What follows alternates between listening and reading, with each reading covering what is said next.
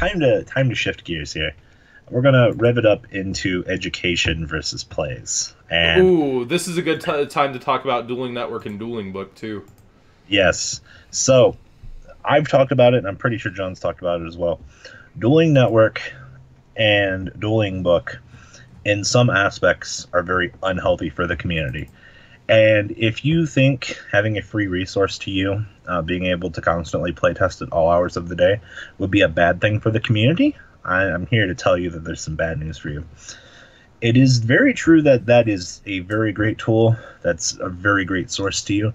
However, there's one downside to that, and that is the quickness that formats are solved. I'll let John explain that part.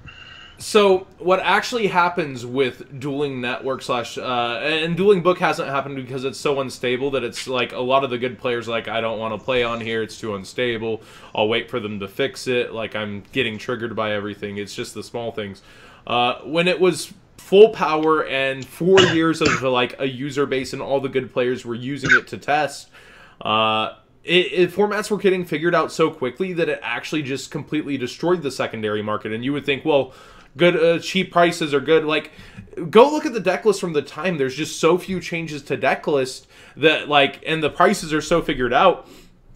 Very, very, very few cards could become worth money that weren't being, like, played actively. Like, you go into the Necros format, and you see the only cards that came up as real surprises in price were Solemn Scolding, I think, and Secret Village were the only two cards that really shifted prices during that time into an unexpected range. Like, if you want to go back and try to do a market watch during that period of life, like, you would have had one of the most boring series ever. But this brings up a really good point here, though. Keep in mind that during that block, this is where the True King hype comes back into play here. So, you look at that format in time, you take a look into the OCG, you're like, we're getting this in August. You might get a little bit of a sneak peek at what's rolling out as our November set. A lot of initial card prices in this window, you can pick up for really cheap because people haven't figured out the shit yet. Right, John? yeah, for Link, if you're paying attention to Link format, the attention can pay you. Yep, exactly. Obviously, there's unknown variables. I'm actually really looking forward to seeing if we get to keep Norden and the Zoo into Link format. Brilliant Fusion's another great question because we're seeing some really degenerate stuff, and it actually had a spike directly because of Link format already. Yep, Star Cradle, if you open up, what is it, Brilliant Fusion plus one of the Star Cradle monsters, you just blow your opponent out with Firewall. Yeah, it's crazy. Like, Brilliant Fusion has obviously always been, like, a card that gave more than the risk of running Garnet would do to you. But it's definitely one of the more insane cards in Link format. Did you see the really stupid 60-card Punisher Dragon OTK with card destruction? I didn't. Is it the dinosaur one where they Gaga cowboy loop? No. That is that one though. I think Singapore edition posted it yesterday. I was watching it. It was Punisher Dragon looped, and then he card destruction his opponent for 27 cards, and it was just his 60 card deck going down to like 11, and then Punisher Dragon would loop it back around. So you have a way to remove everything in your graveyard to the RFG zone, and then you would shuffle it back into your deck, and you just blow your opponent out with it. It's so beautiful. Oh, there's so much. It slows the game down, huh? Here's an FTK. Here's an OTK. Here's a way to lock your opponent out of the extra deck with 2 cards. You know. This is another good point to add on to the knowns versus the unknowns and the education thing here. If you're going into week 1 of a regional, we'll use Link format for an example here. So you've looked at the OCG. You know what's going on.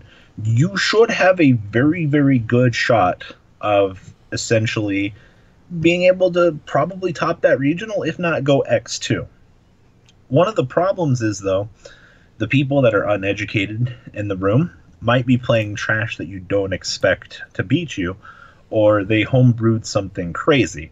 Like, could you imagine playing against a Gladiator Beast deck? He doesn't know what you're playing. You don't know what the fuck he's doing outside of Geysaris and things like that. And this is one of the things that both me and John will agree on with our years of experience in this game. If we are playing one random tech card that is just a straight one-of, we will see that tech card once to twice, and at least one of those 2 times that card will probably be relevant.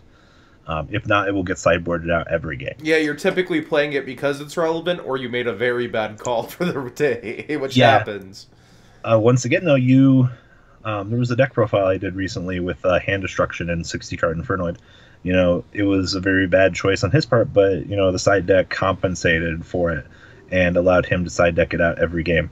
And once again, going back to the part of, education, if your opponent isn't as educated as you are, though sometimes Yu-Gi-Oh! Can be Yu-Gi-Oh! And you can't break your opponent's board, it's very important to realize that you might just be in a very good position because of being educated. If you're not looking forward to the OCG, Simo and a few other people came up with that +5 combo and demonstrated and showed it across the thing. John just demonstrated the Mermail Totally Awesome combo with Zoo the other day.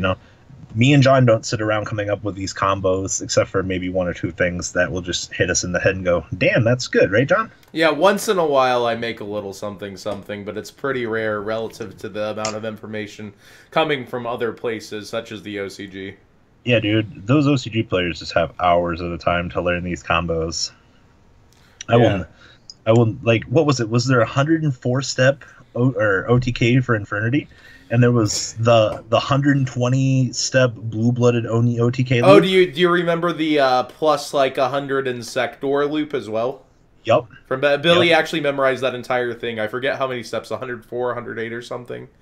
The average, it was already hard enough learning the +5 Lunalight combo. I can't imagine learning a 120-step iteration, And, there are people out there that take this time to educate themselves. If you're executing the 104-step whatever OTK against me and I'm holding the Ghost Ogre or the Effect Veiler, I don't know when to shoot it. I'm going to kind of just take my best guesstimate.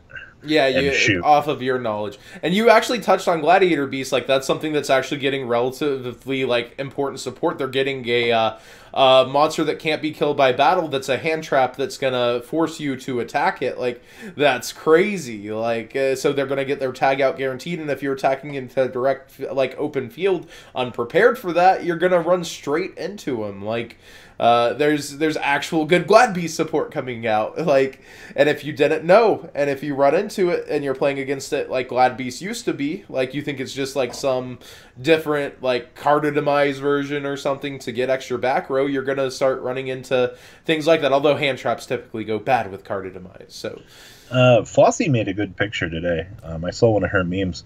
It was a guy sitting at a table, 40 cards, her sitting there with 60 cards, and he was like, for easy win.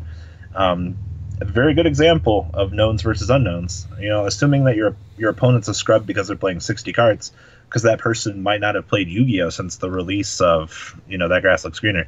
Had a case with a duelist coming to our locals for the first time since the sneak peek. He had Blue Eyes built. He hasn't played the game since the release of Tempest. And he had a very bad time playing against 60-card Infernoid. Guy was like, you're playing 60 cards? Like, he was literally the meme of the person playing the 40-card deck. He's like, you're playing 60 cards? Free win, right? And then the opponent has cards in deck, and he's like, why do you need to know that? And then you mill 20. And it's just like... It's so good to, Billy, of course, the 60 cards when 60 cards wasn't cool with his BA Shadol, but you just fast forward and now it's just pretty much standard, like, to either be 60 or 40. So we went from asking how many cards are in the extra deck to how many cards are in the main deck. I mean, once again, though, education versus whatnot. I mean, if your opponent's done 60 cards, you need to start preparing for the worst case scenario, because if it's 60 card Paleo and they have triple absolute blackjack, you're not going to have a good ride. A funny thing Billy actually did, because, like, Domain Monarchs were kind of out at that point, and it was their last event in Toronto when he top-8'd and lost to Bowden when Bowden won. He would actually ask, he was playing Domain Monarchs, but nobody asked him, so he asked every single opponent how many in their extra, just so they would ask him. Like, he would actually educate his opponents on what he was playing. Well, that's a bit interesting. But nonetheless, though, like, getting into, like, the end of what we were aiming to do here, players, they take education for granted at times. And I think at some point you need to realize that having time to educate yourself even in the real world and things like that. If you're not taking initiative and wanting to better yourself playing this game, then you're not really doing yourself a service. You have locals every week to fucking playtest. I don't know why you're not doing that. And one of the points of this video that I wanted to make is just to remind everybody, at the end of the day, like, if you're not trying to better yourself, especially the game of Yu-Gi-Oh, yeah, you can make excuses all day, and you can be like, yeah, it's just the game of Yu-Gi-Oh, like, fuck this game, like, it's all, the ban list's fault for allowing this stupid shit to be around. It's all fucking Norden's fault, right? Never blame shift. Always look at where you can improve. There's very few situations I hear on a bad beat story where I can tell them that they could have done something different. Like, only... To be fair, if you're playing against the +5 Zoo combo and you don't open a hand trap, then you're gonna have a bad time. Yeah. I mean, sometimes...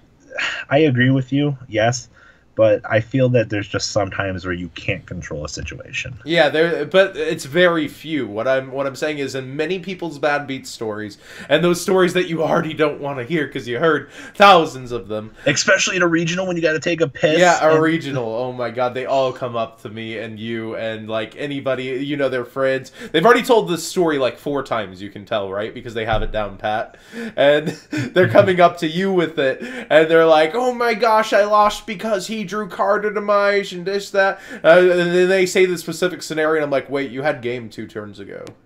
Like, oh, oops. Like, that happens so much. Like, they start, once you get them to, like, say the specific scenario, like, well, you could have done this. You could have done that. You could have activated this then. And it's like, well, you get into many people's scenarios, and, so once in a while, they couldn't have done anything.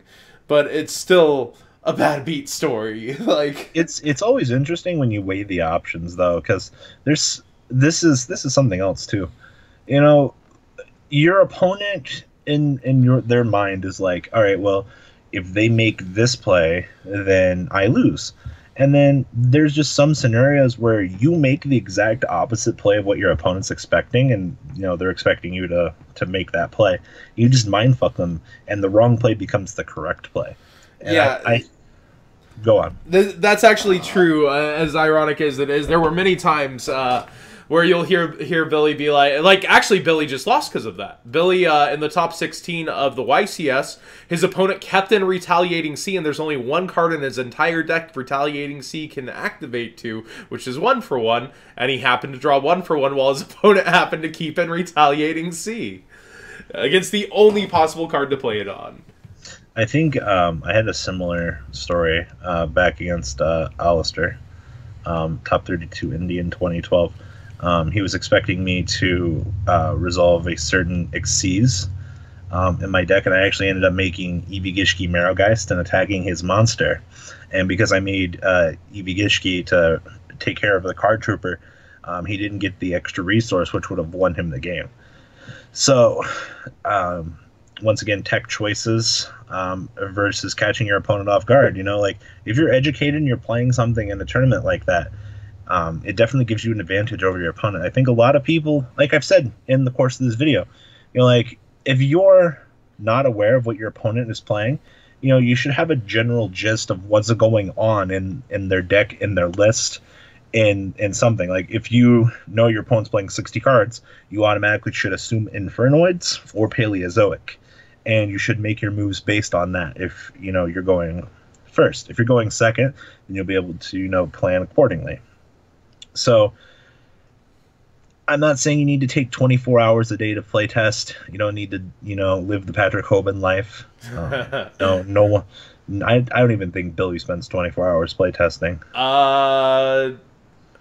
A week? It's been over that lately, actually. I'm not saying... No, I'm saying in one setting. Oh, never. Ever. Never. Yeah, the whole Hoban story was 24 hours in one setting. No. Yeah, Billy's never doing that. 24 hours a week? That's not bad. That's he's solid 4 hours a day? Yeah, he's been testing, like, infinite. Like, him and Jackie are just, like, almost always testing and, like, figuring stuff out. He wouldn't even have played Infernoids if it weren't for her. And look how much success he's had from it because of someone's own, like, suggestion. Like, yep. he would not have looked at the deck if she hadn't told him to. Very important to take note that, it's not a bad idea to reach out to other people, sometimes you can be so simple-minded in your logics and reasonings that something one person says to you can just blow your fucking mind. That's why my pet peeve against the Yu-Gi-Oh! Hipsters is so big. It's like you're shutting down conversations and approaches to conversations just because something's old, but you can take a new approach to old information. You can think of new cards. The old cards come back the most to haunt us. Like, you know, it's definitely those hidden texts from back in the day. Enemy controller from time to time suddenly becomes relevant and suddenly does so much. And then, like, I'm sure, like, something crazy like spiritual water art could be broken and, like, frogs being able to see your hand. Hey, John. Yeah. D.D. Crow called. Yeah, Strike of Neos. That's my favorite set. That is literally my favorite set. Six Samurais came out of there, too. That's how ancient Crow is. Oh, man, I can't... He's been around for so fucking long. Like... His original reason for being played was more so that he was a crush card target. Oh, man, those were the days. So I guess we're going to wrap up this video. Final thoughts, guys. You know, like I said multiple times in this video, and I can't stress it enough, you know, find some time to read up on a few Yu-Gi-Oh things. You know, if you're going to take a shit on the toilet, you know, while you're looking at your phone, just pull up a video and listen to me and John talk. You know, it's a great way that a lot of people get educated. Yeah, definitely. Like, even if you hear something you already know, sometimes it can give you a new perspective. And it's like having a conversation with people about that can lead to new routes. That's just how I want to end it. Like, if you guys want more stuff from me and Johnny Boy over here, you know, comment that to us. Tell us about that. I love cutting John off. It's what I do. Yeah, I get too excited and I drone on. It's perfectly acceptable. John Moore, shut the fuck up! My turn! I definitely do. I'm like the old man with the Rapidash when we're talking about Yu-Gi-Oh topics. I love my Yu-Gi-Oh cards. They're so soft, warm, fluffy.